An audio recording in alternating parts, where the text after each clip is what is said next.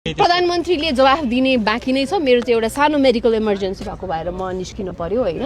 तर उहाँले यसलाई यी सबै विषयहरूलाई उहाँको सचिवालयले नोट गरेको छ र हामीले त्यहाँ दर्ता पनि गराउने प्रावधान छ। त्यसले गर्दा डाइरेक्टली हामीले सम्बन्धित मन्त्रालयहरूको ध्यानाकर्षण गर्दा गर्दै पनि सम्बोधनमा ढिलाइ भएको कारणले चाहिँ मैले यो विषयलाई मतलब कुराकानी गर्नुभयो कि पार्टीगत रूपमा कुरा गर्दै हुनुहुन्छ भित्र?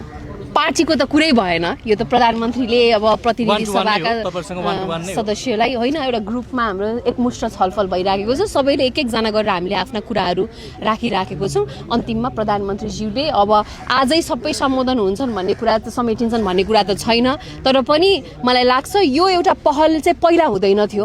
पहिला चाहिँ यसरी सांसदहरूसँग प्रत्यक्ष संवाद गरिँदैन थियो।